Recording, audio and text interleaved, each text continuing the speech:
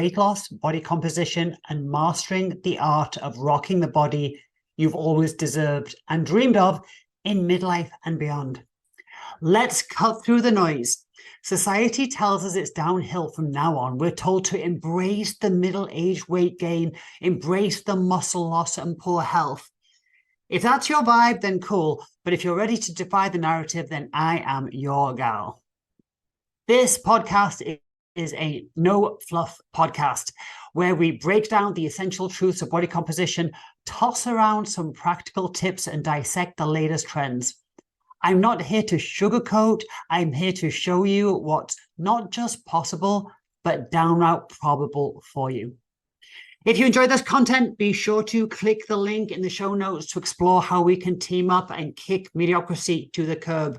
I offer one-on-one coaching, my ever-popular group coaching programs, and my corporate Educate to Elevate program.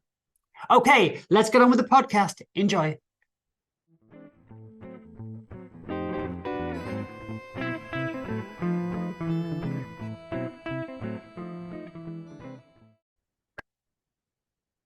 Hello, everybody. So today I want to talk about training a little bit and the toning myth, let's call it that.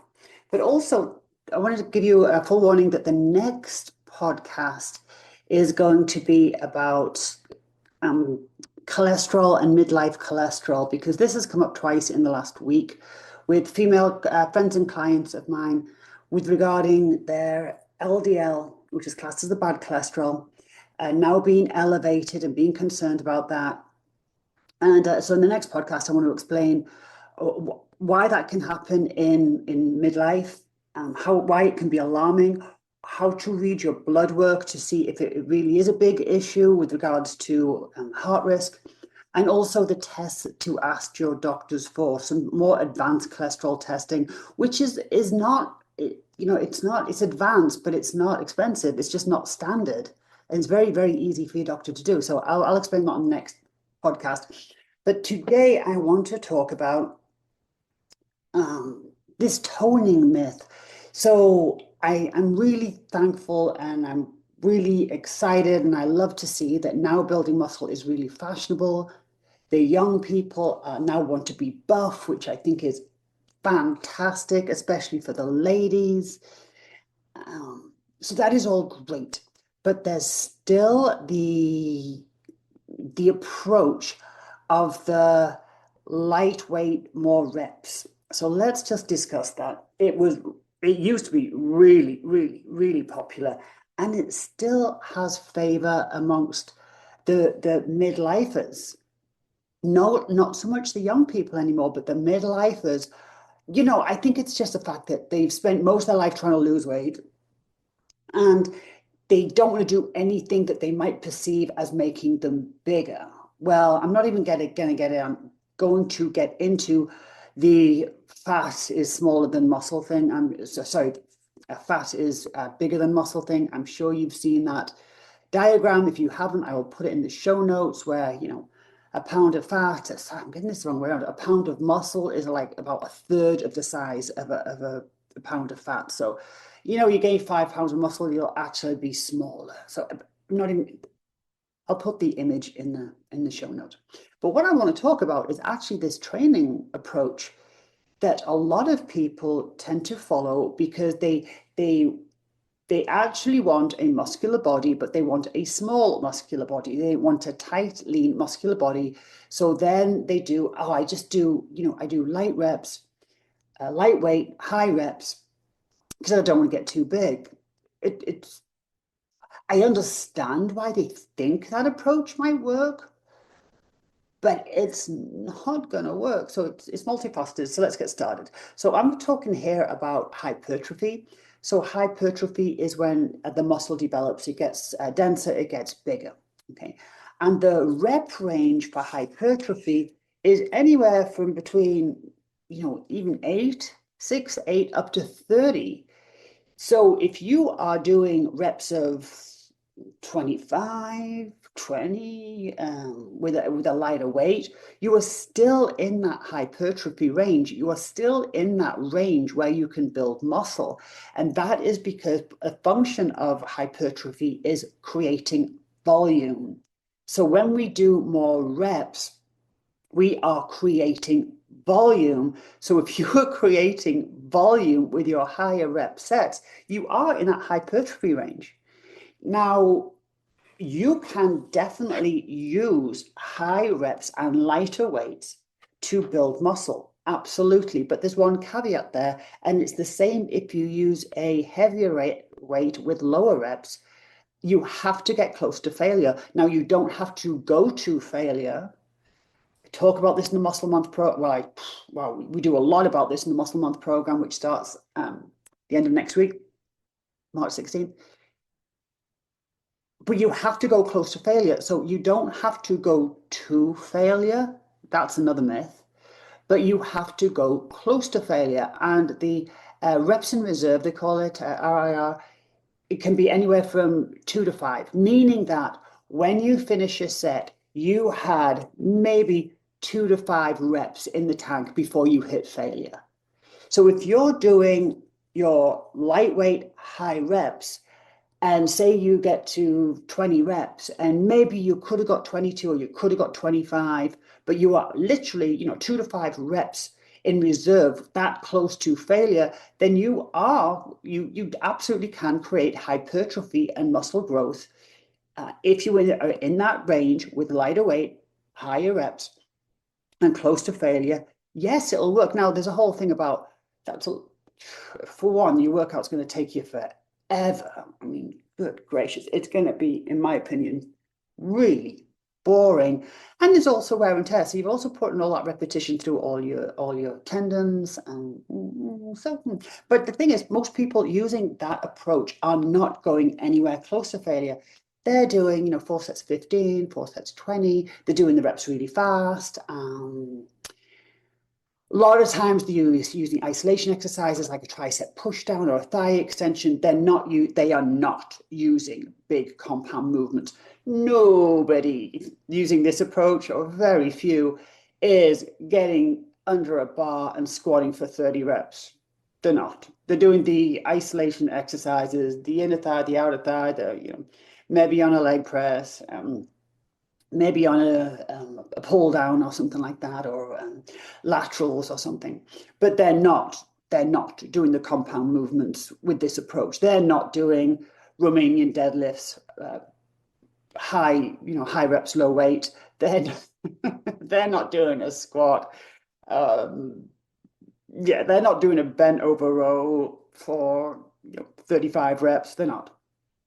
So the approach they're using, they don't want to get bigger. They're scared of that. I get it. They think of muscle with size, which is inaccurate, especially for the ladies. So they're using a lightweight with high reps in isolation movements, and they're not even going close to failure. So I'm not saying it's not going to do anything, but it's not going to do anything, if anything, much. And it's going to take a lot of time. It's probably going to be super boring. It's not going to get them to that look that they're wanting, because the look that they're wanting is actually a small, tight, hard, muscular little physique with a lot of definition. That's what they're looking for. So how do you get it? Well, does that mean you have to use a heavier weight for lower reps? It actually does. But here's the thing. For one, ladies and 75% of the guys, if you are lifting a heavier weight in a rep range of 8 to 12 and you're building muscle, you will not get bigger. You will not get bigger, especially if you're over the age of 40. Now, if you are training heavier in the 8 to 12 rep range and you're going close to failure with a heavier weight, and you're eating, thousands of calories more than you need, yes, you're going to get bigger, but it's not muscle. It's not the muscle that's creating the size.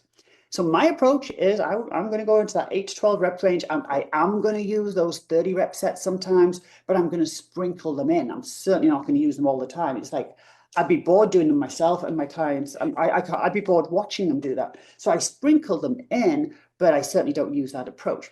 That would be my, I talk about the Muscle Month program, but if you truly want to be smaller, if you do not want to grow, then you have to move away from creating the volume. And if you don't want to create the volume, then you really want to go more like your powerlifter approach. So now you're going into the uber low rep range. Now you're going into the, 3 to 5 rep range. Very, very close to failure because you don't have any reps in reserve, right? If you're going that low rate, that low reps. So you're going to like maxing out with super heavy weight performed correctly and safely in a 3 to 5 rep range with a lot of rest in between. So again, volume is created with reps, anything 6 to 30, 8 to 30, right? And it's also when we take less rest in between sets. So that's the perfect combination to create volume, which is going to create hypertrophy, which in my opinion is what everybody wants. They're just under the impression that they're going to gain inches of muscle, which they're not. But if you want to go the other route, then you've got to go super heavy, 3 to 5 reps with a weight that you're failing at 3 to 5 reps, and you're going to take a lot of time in between. You're going to take maybe 2 minutes up to 5 minutes in between sets. So you're not creating volume. Now you do that, and you're going to create strength. So strength, hypertrophy, endurance, they're all very different. But if you want strength itself is very specific. Now, that's not to say you don't create strength with hypertrophy training, muscle building, of course you do. But if you want to focus on strength, then it's a very specific approach. It is low, it's big compound movements. You're not doing a bicep curl, you're doing the bench, you're doing the dead, you're doing the squat. You're going very low reps. You're going as much weight as possible with those low reps, and you're taking a good amount of time in between sets. That's how you create strength. And that's why you'll see some of the strength athletes, and they're tiny people. And especially some of the ladies, tiny people. The approach, I'm afraid what I'm trying to say here is people waste so much time. I mean, I'm talking decades not being specific about their training protocol for the specific look they're trying to create. For one, they don't know what their body type is. They don't know what their body proportions are. So that means like if somebody's got long arms and a short torso or long legs or a wide clavicle, there's certain exercises that you're going to be better at. So people don't know the body type. So if they don't know the body type, they don't know how to do the nutrition for their body composition goals based on their body type. So, an ectomorph shouldn't be fasting, for example. Endomorph can do carb cycling. It's a whole thing. So you've got to know your body type. You've got to know your body proportions, because what if you've got a short torso and long legs and you're trying to max out in a squat? It's not the exercise for you. Maybe a front squat is, but a back squat isn't. So you've got to understand your body proportions. And then with the goal that you want to create, then how do we design your workout? Which exercises do we use? Do we do supersets? Do we do mini circuits? What rep range do we use? Are you male or female? That makes a big difference between how fast I can do a workout. I explain that in the program, but there's a big difference between men and women there, and that's all to do with the muscle fibers that women have compared to men. They recuperate quicker. I can train ladies quicker than I can men. But if you don't know this, and you're just going into a gym and like, oh, I'm going to do light weights for reps, you will achieve something, but you're not going to achieve what you want. You might be everything does something. So the best exercise is the exercise you do. But if the exercise you do is just based on not knowing the exercise you should be doing, then you could be wasting a lot of time, which is frustrating. It doesn't make the workouts fun. What makes a workout fun is knowing what you're doing, being real specific about it, and having a progression. If you don't have a progression, that's just really boring. Anyway, so that Muscle Month program, we start March the 16th. And go through to April 12th. I know that spring break. I tell you guys, there's simply no good time for me to run a program because every month there's some sort of national holiday. The thing about our programs, all the live recordings are recorded. You don't have to be there live. The content for this program is there for 6 months. So anyway, I would love for you to join.